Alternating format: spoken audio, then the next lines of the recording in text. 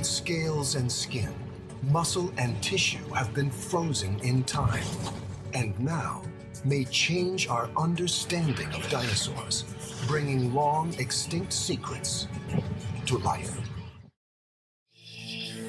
North Dakota, USA, 67 million years ago.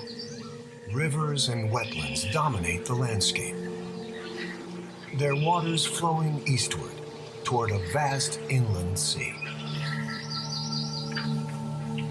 It's green, lush, and inhabited by spectacularly large creatures.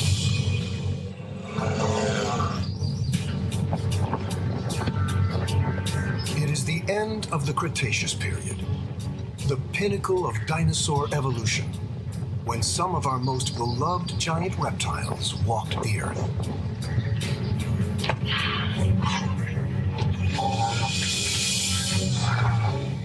Triceratops,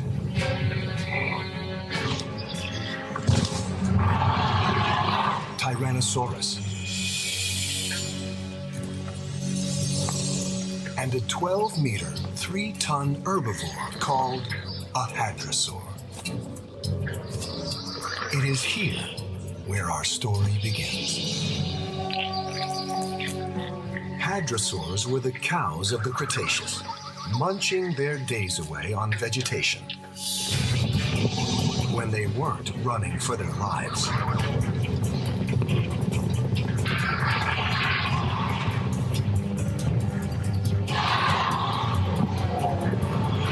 But while they may have been one of T-Rex's favorite meals, they were also one of the most successful dinosaurs of the time. More hadrosaur fossils have been found poking out of the earth than most any other dinosaur.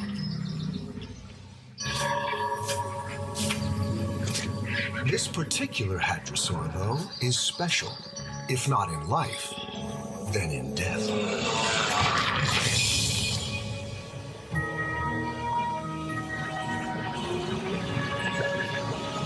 Rather than just fossilized bones and teeth, its skin, tissues, and maybe even organs somehow survived across the eons.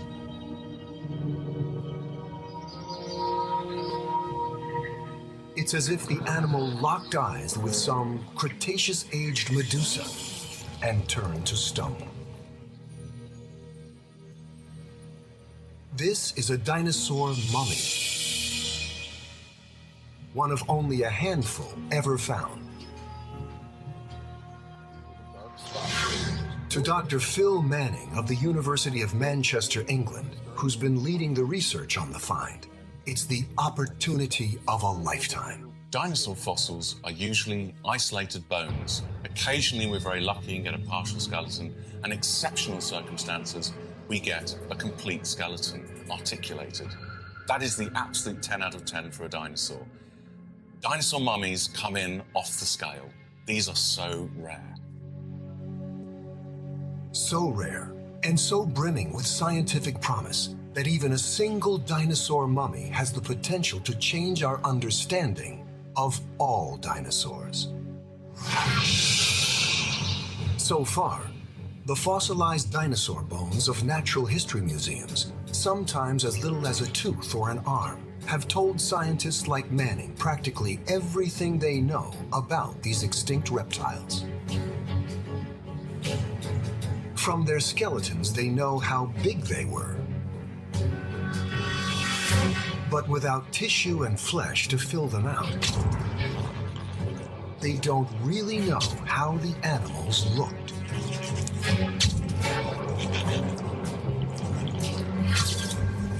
From the size and shape of a dinosaur's leg bones, scientists have estimated how these animals moved. But without muscles, they can't know how fast.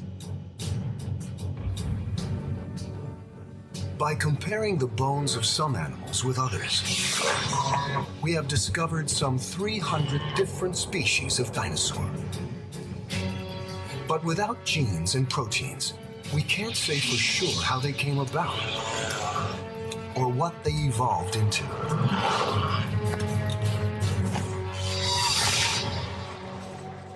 A dinosaur mummy, with its tissues frozen in time, will give researchers the chance to investigate, as never before, the real inner workings of these ancient animals, opening a rare window on how they lived.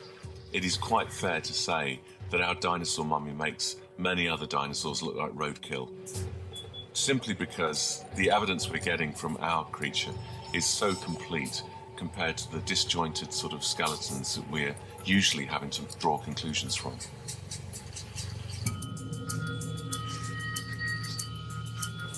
With fossilized skin samples, measures of muscle mass, and perhaps even genetic material, our well-preserved dinosaur mummy has kicked off an investigation befitting King Tut, including the largest high-resolution CT scan ever attempted.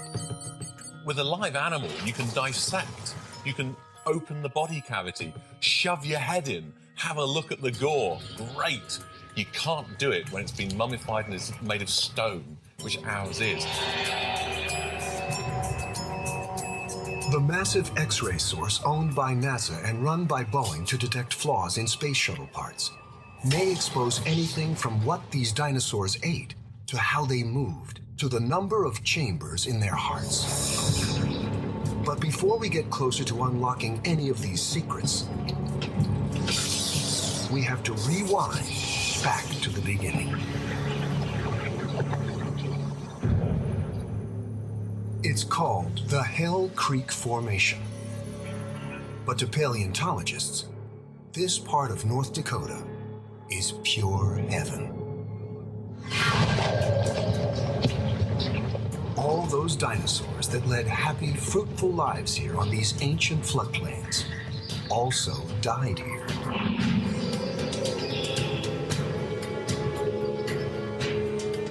Making Hell Creek a hotbed for fossils. Our dinosaur mummy's 67 million year slumber comes to an end one summer day in 1999, when high school sophomore Tyler Leeson is out on one of his routine prospecting runs. Leeson has walked just about every inch of this land. It's been in his family for decades, and he's been hunting fossils on it since he was practically a toddler. As a teenager, he has already headed 20 dinosaur excavations. Even so, nothing could prepare him for what he finds protruding from that rocky hillside. I followed the bone fragments up the little gully, and I saw 2 spinal bones sticking out of the hill. That's not the unusual part. Well-preserved dinosaur bones are scattered all over Hell Creek. These were different. They were together, they were articulated, so they were in the correct order, as in life. And that in itself is quite rare. Leeson rounded up his crew and began excavating the site. Removing more and more rocks and dirt, he realized there was a whole lot more to these fossils than just bones. I knocked off a little piece of what I thought was just sandstone, and I looked at it, and it had a weird pattern to it. And so I brought the piece of sandstone back to the lab, and after hours and hours of slowly brushing it, the scale started to appear. Leeson held in his hands the scaly skin of an animal that had been extinct for 65 million years. Even more intriguing, that skin retained its 3D shape. The skin hadn't collapsed in around the bone. And at that point, I knew that we had a 3D dinosaur mummy. I was absolutely thrilled.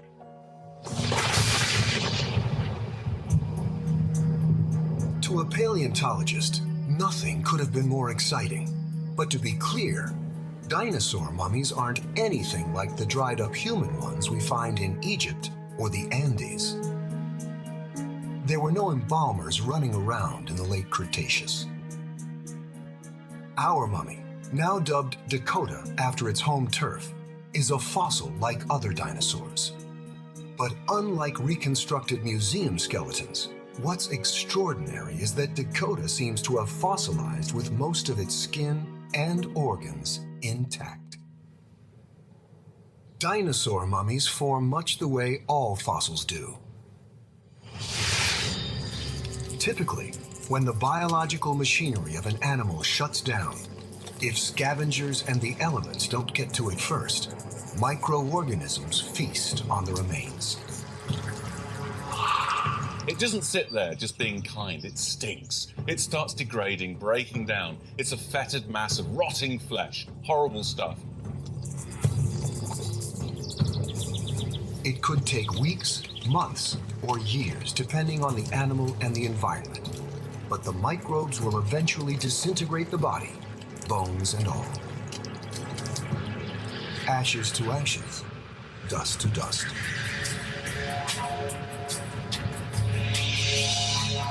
Now, obviously, this isn't the case with fossils.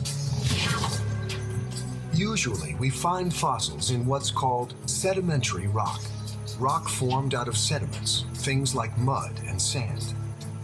Things you'd expect to find on a floodplain, which explains why Hell Creek is so fruitful.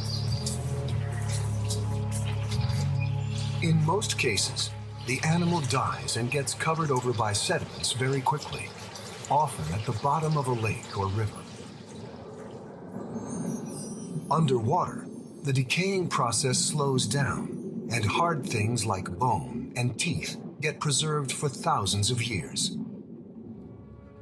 Enough time for geologic scale forces to take over.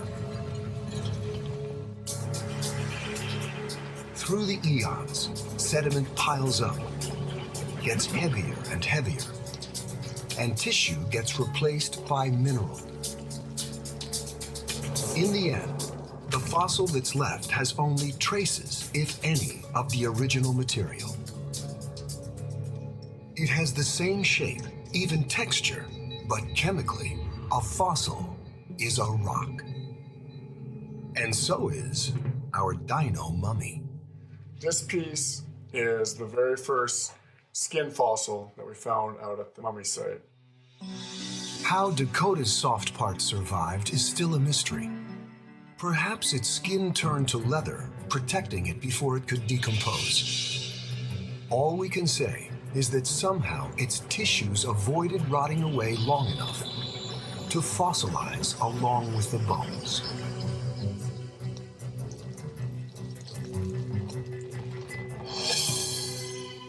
It's a process that doesn't happen very often. One of the first dino mummies unearthed was in Wyoming in 1908 by famed fossil hunter Charles Sternberg. It also happened to be a hadrosaur. The skin was preserved, but was lying almost directly on the bones. The internal organs had dried up or rotted away. A handful of mummies have been found since, but so far the scientists believe Dakota seems to be one of the most complete.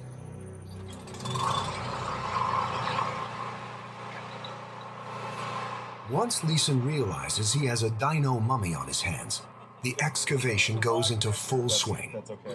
Am I on? Yeah, you're right on. All right, here we go. There used to be a whole gumdrop-shaped butte that was about the height of my head, approximately, just over the rock right there. And so then we dug down to the sandstone that encased the animal, and then we dug down around the entire thing, and now we're digging underneath of it.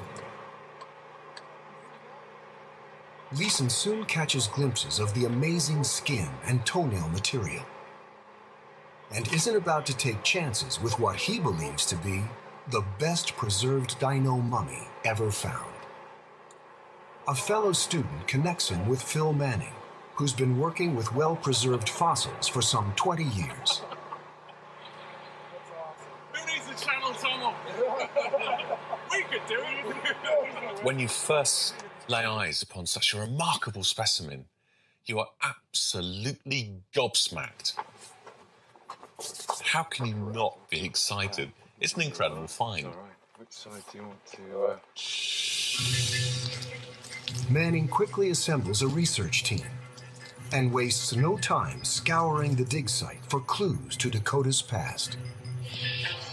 How did it live? How did it die? And how did it get preserved? They begin by painting a picture of the world it lived in with a high-tech mapping technique called LiDAR. By bouncing laser beams across the terrain, LiDAR generates high-resolution 3D maps of the area as it is now and as it once was. Okay, how many base stations are we up to now? So now in total we've done 12. That's a lot of data. It is a lot of data. It's going to keep us very busy. Manchester's Dr. Dave Hodgetts can then overlay the new data onto existing relief maps of North Dakota. When you have the data in 3D, in virtual reality like this, we can see exactly what's unique about where the dinosaur is found. And that may give us some insights into why the preservation is so good. Whereas most of us see just a bunch of rock and sand, LiDAR reveals much more. By peering into the sediment and mapping out different layers, different parcels of time, it gives us glimpses of Hell Creek's past. Its ancient geological events like floods, droughts, volcanic eruptions, and where Dakota fits in. You start building up this picture. It's not just a rock anymore. It is a snapshot in time. It is a place which, if you can close your eyes, you can go back to now and reconstruct it. So far, what LiDAR has been able to reconstruct is the lush environment Dakota lived in. 65 million years ago, the planet Earth was a very different place. If you're out there in space looking down, you wouldn't recognize our planet. There was a huge inland sea taking up vast areas in the Midwest of North America. The sea and the rivers that fed into it made Hell Creek prime real estate in the late Cretaceous, allowing all sorts of large animals, including our hadrosaur, to thrive. Over the eons, the dinosaurs died off, the rivers dried up, new land formed and eroded away.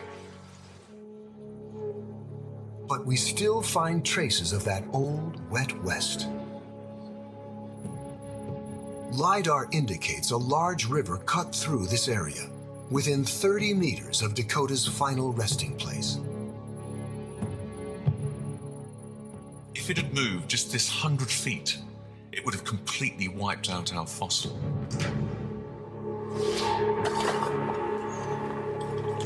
With these macro details of Dakota's watery world in hand, the scientists can now begin to make sense of the micro, the actual river sediments that make our dinosaur mummy up. Sedimentologist Dr. Joe McQuaker believes Dakota didn't just spend time near water, but under it. Otherwise, microorganisms would have completely devoured the remains. That can't have been the case here. We know here that the dinosaur has been replaced by the mineral iron carbonate. Iron carbonate, it turns out, comes from microorganisms too, but from bacteria that live in environments devoid of oxygen, like at the bottom of a river. These bacteria also feast on dead animal, but in much more minute quantities than their air-breathing counterparts. They'd produce the iron carbonate as a byproduct, and over time that mineral would get compressed back into the animal's remains. That's how you preserve this dinosaur.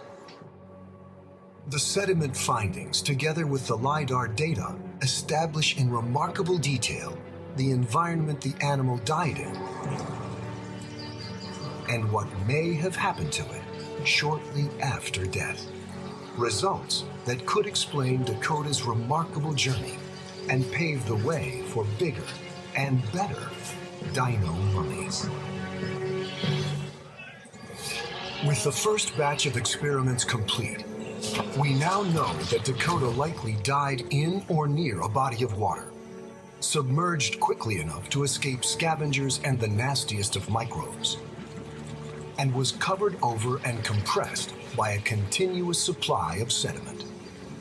It's probably a very rare event, but by understanding that event, keying into the position in the environmental conditions which would have created such a creature, if we can nail that down, this could be a key to unlocking a box full of dinosaur mummies. Perhaps one day, thanks to findings like these, scientists will find more dino mummies than they know what to do with. In the meantime, this team anxiously excavates the only one they have.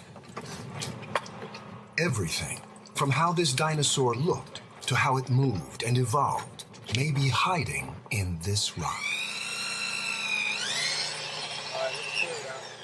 But before they can unlock any of these secrets, they have to pry their mummy from the ground, wrap it up, and ship it off to their research lab. Okay.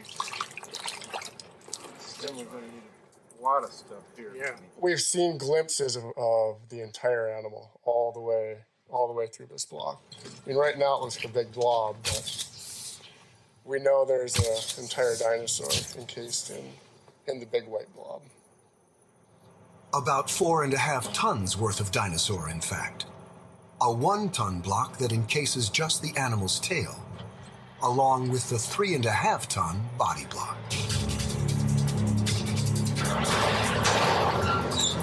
Touchdown. With both of them packed and ready to go, Dakota the Hadrosaur is on the move for the first time in 67 million years.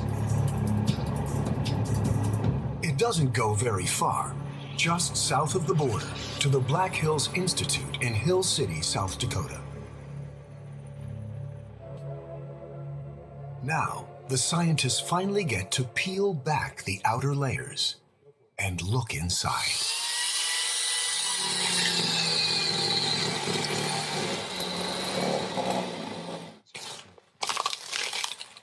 To most of us, it's a massive hunk of rock. Yes. It's a dinosaur. To Manning and colleague Pete Larson, it may as well be a hunk of gold. I think we may be starting into finding the head, and this has got some skin on it. You can see Skin and head. Yes, maybe.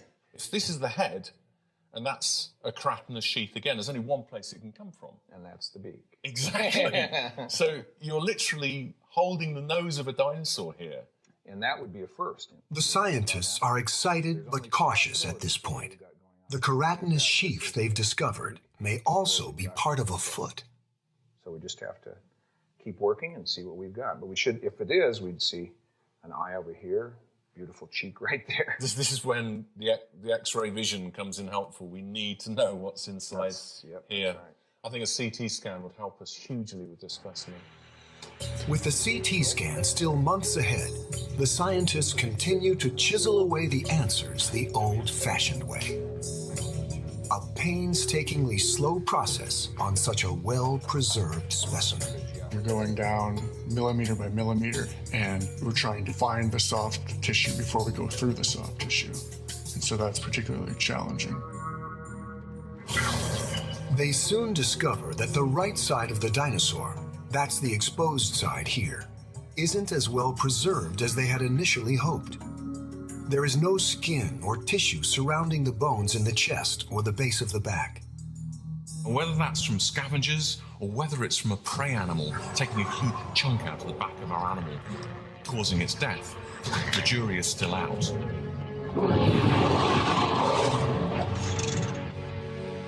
There is still, however, plenty of 3D dinosaur left on much of the body, the arms, legs, and tail, enough to alter our perceptions of this most common of dinosaurs. So that is the actual skin envelope here as well. Yeah, it comes up too, and then it's draped over the... It's massively deep, the tail. Yeah. Much deeper than any tail I've ever... This animal had a big ass. It's huge. That's a surprise. So surprising that compared to earlier estimates, the large skin envelope has ballooned our animal's rear end more than 25%. We've had 150, nearly 200 years of people looking at this particular animal saying that's what it looks like. We've been wrong.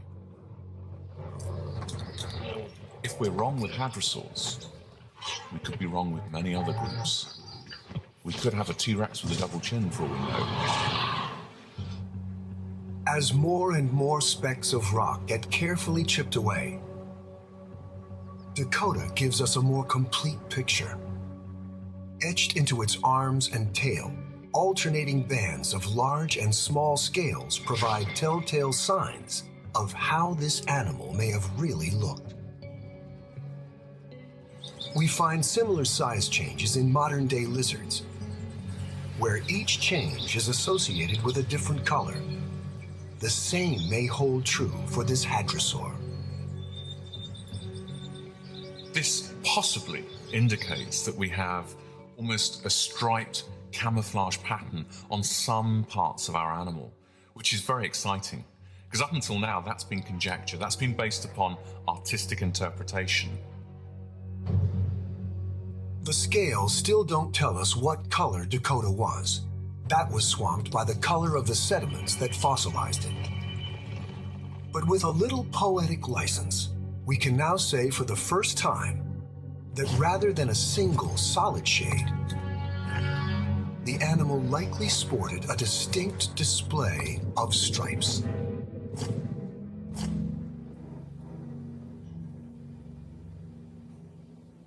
A few more months of chipping reveals a discovery straight out of Hollywood. What's happening to the sediment around it? It's a completely different color to the surrounding sediments. Yeah, look at this. It turns out Dakota wasn't alone in this rocky grave throughout the eons. So here's this very strange hand. That is wicked. This is the hand. You can It appears an ancient crocodile crawled or drifted into the dinosaur and fossilized right alongside it.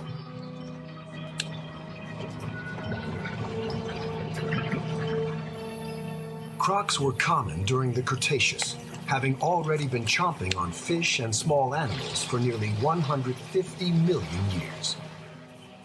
To find an association of two organisms from over 65 million years ago is rare in the fossil record. And it's so rare for vertebrates, I can probably name the other examples. So this is a really important find.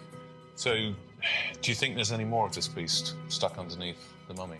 I don't know. Once again, it will take the CT scan to determine why and how the croc got there.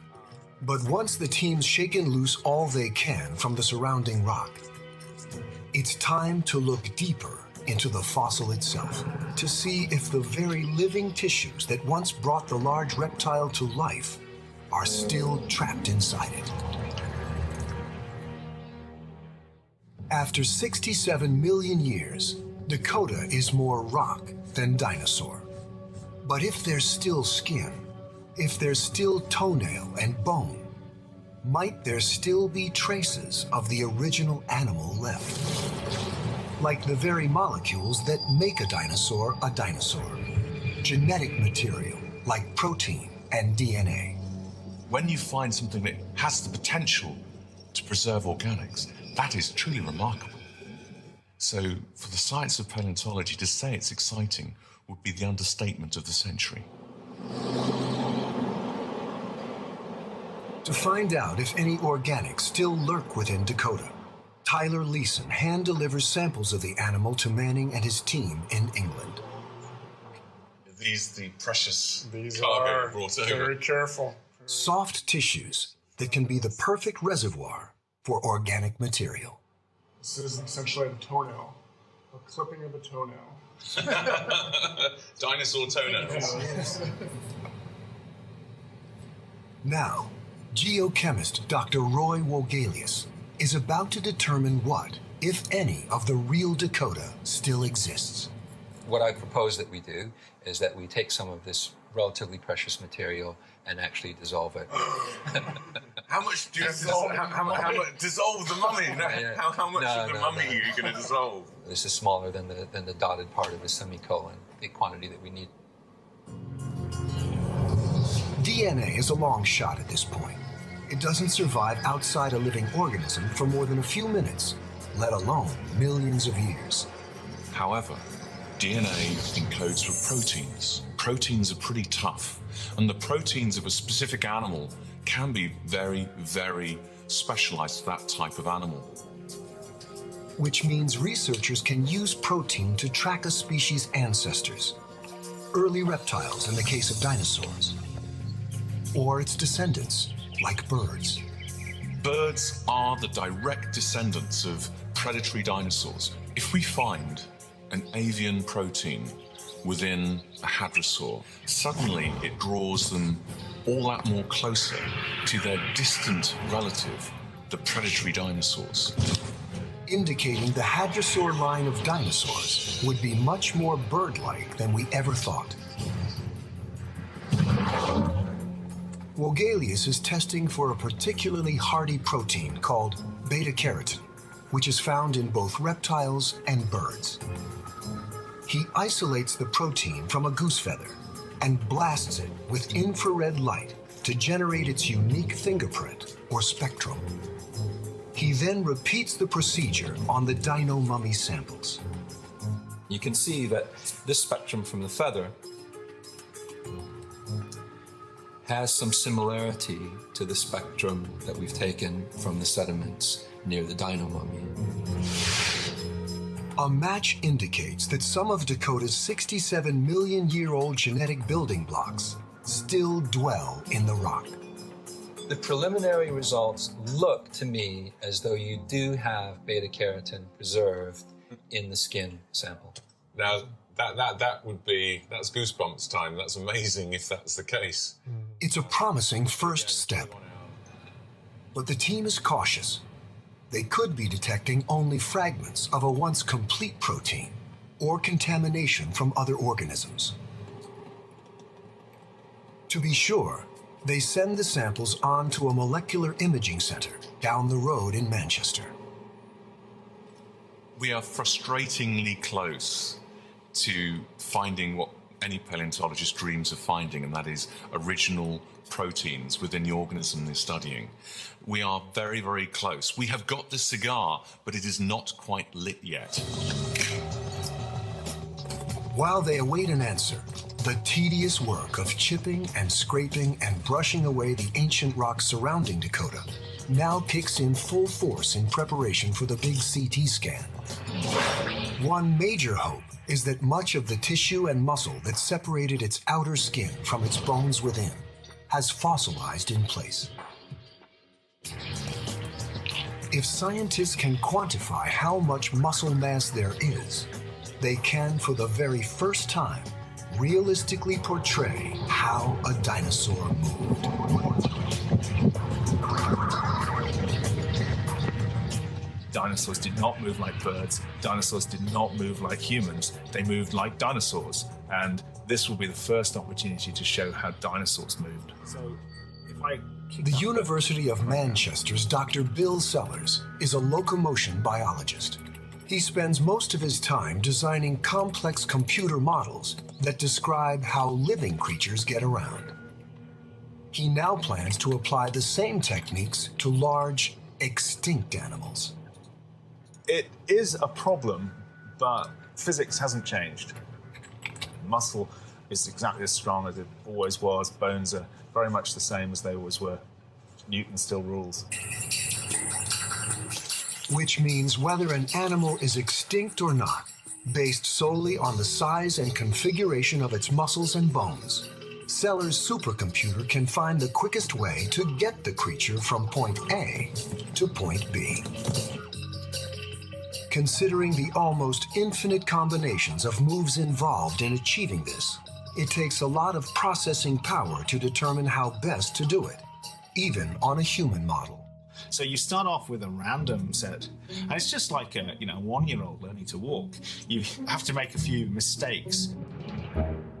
100,000 mistakes, in fact, just to get us to learn to take a half a step and fall over.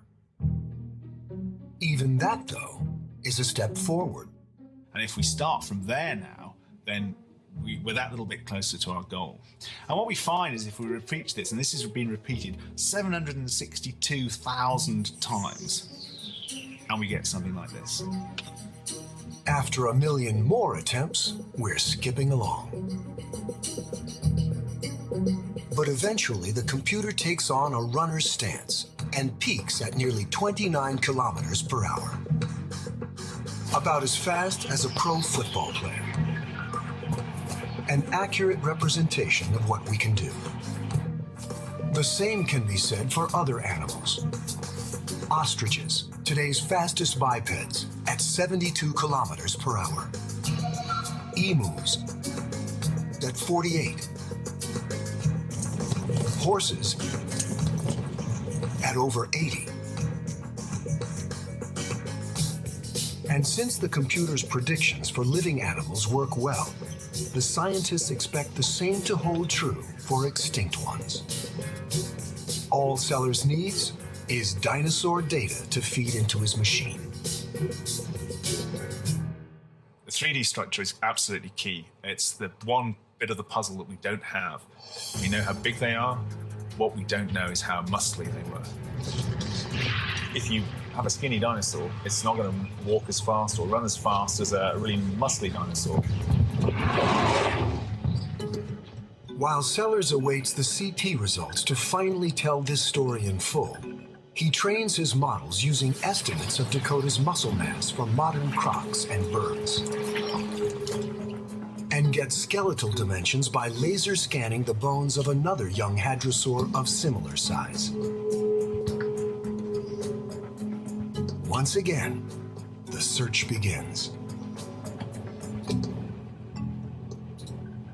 There it starts. It puts its legs in a fairly random sort of position, and bingo, it just falls flat in its face. 100,000 cycles later. It's a little bit better, but as you can see, it's going to do a single step, and then it all goes horribly wrong again.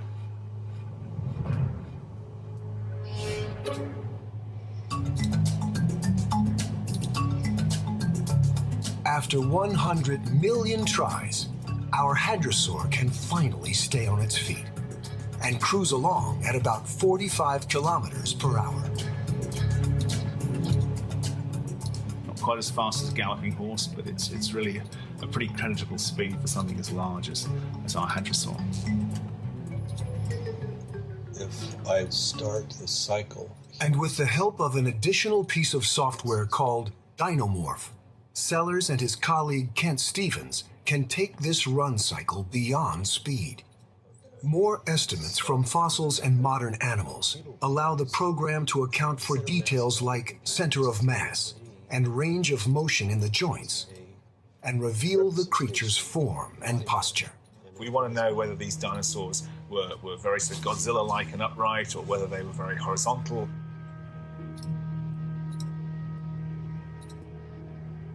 The team has already approximated how Cretaceous creatures like T-Rex and Triceratops moved, based on their skeletons alone. Now, the scientists hold their breath for the CT results, which will for the first time allow an animal to run as it did 67 million years ago.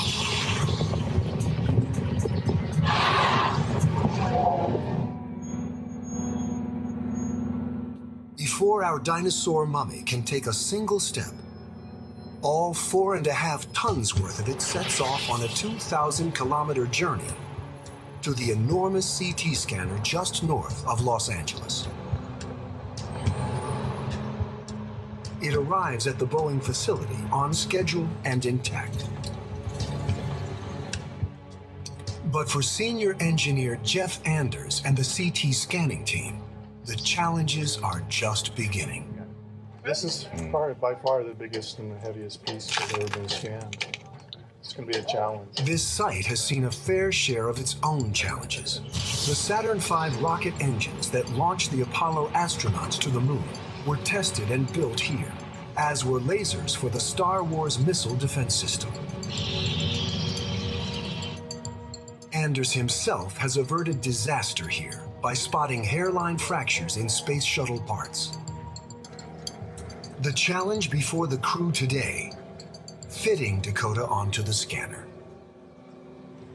Unlike a CT scan at a hospital where X-rays spin around a patient, in the world's largest CT scanners, which have to accommodate objects of all different sizes and shapes, the patient spins.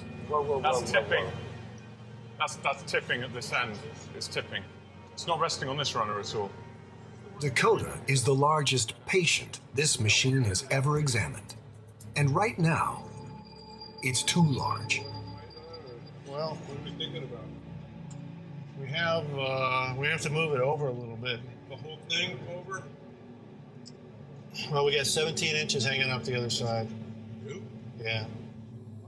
What's worse, even if the team does manage to squeeze it on, Anders isn't convinced his 6 million electron-volt X-ray source is powerful enough to penetrate and image the 3.5-ton body block. So we're talking 4 to 6 hour scans to pull any detail out of this.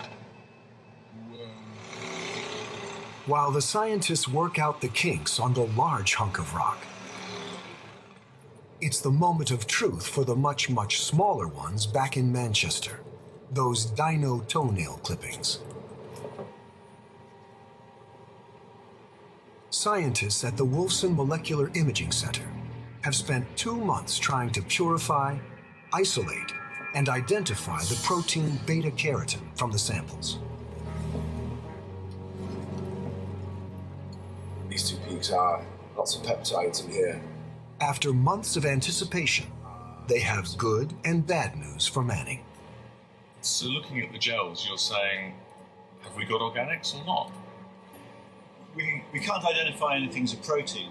Unfortunately, the mummy samples are too degraded to identify beta-carotene. The protein appears to have broken into tiny fragments that, for now at least, the scientists can't recognize. Even fragments, though, offer some promise to Manning. This is the first ever skin envelope organics that have been recovered from an animal which is, 67 million years old. I think that's pretty remarkable.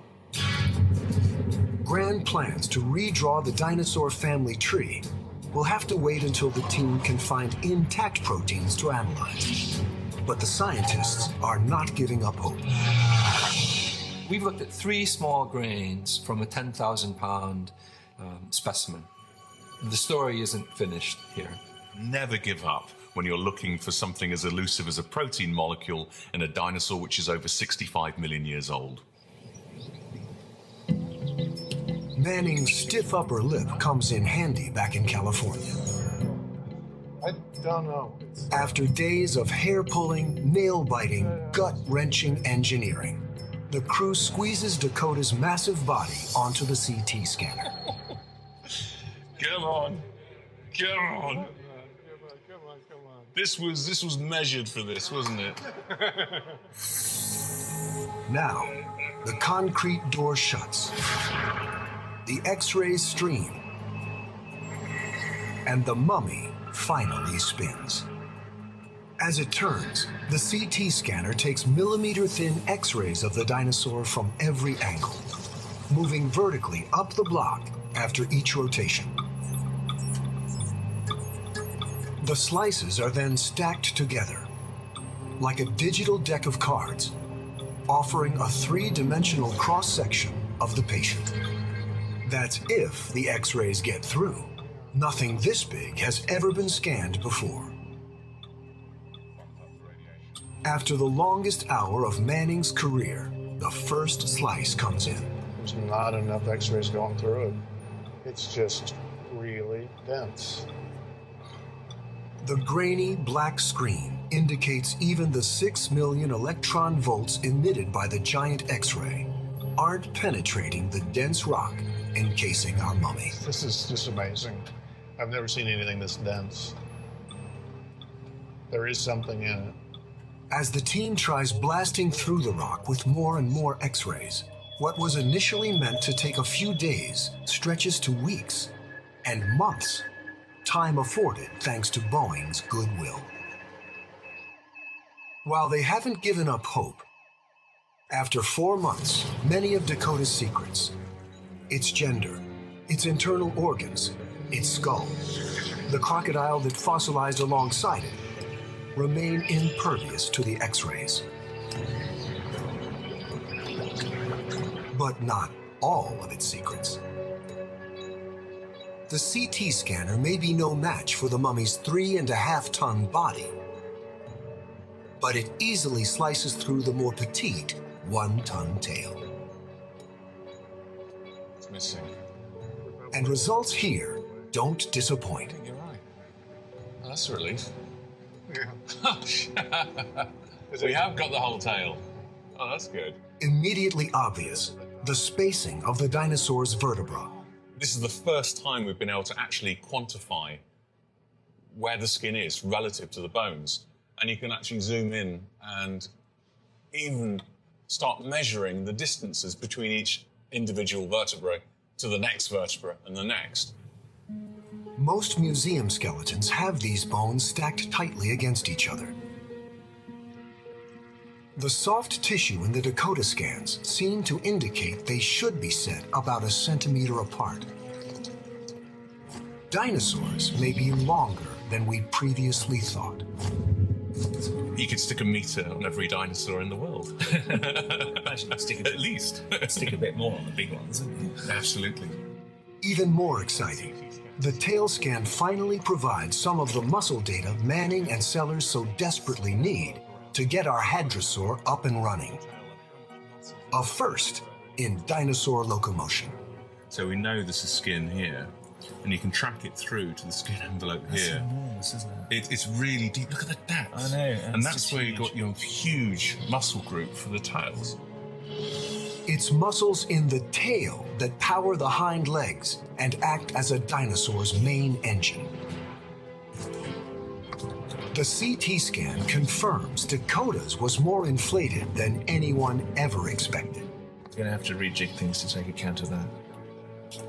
With a little number crunching and 10 million learning cycles on Sellers' supercomputer, this is how Dakota moved. Up on 2 legs, head parallel to the ground, and approaching top speeds of some 45 kilometers per hour, this was no cow. This is our emu. This is our ostrich. This is our human. This is Allosaurus. This is T-Rex. And there is our hadrosaur. The data suggests that in a full-on race, it would run 16 kilometers per hour faster than the fastest T-Rex.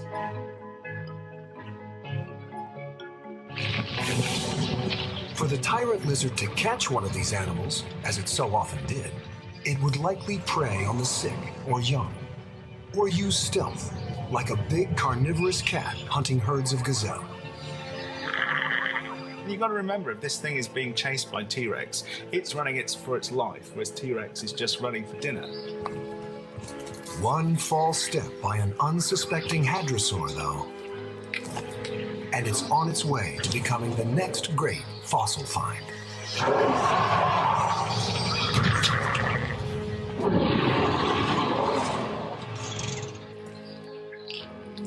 Whether this is how young Dakota met its final end is still unclear. We know that there is a large chunk of flesh missing from its torso, but we can't tell if this is from a T-Rex bite or partial decomposition.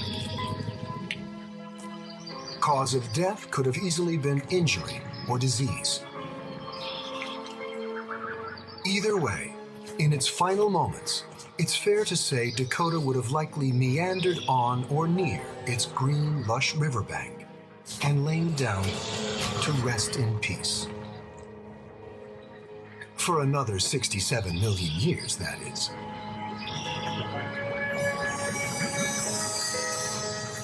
This single specimen has brought us closer than we ever have been to understanding where these animals lived, how they looked, how they moved, and how they survived into the afterlife.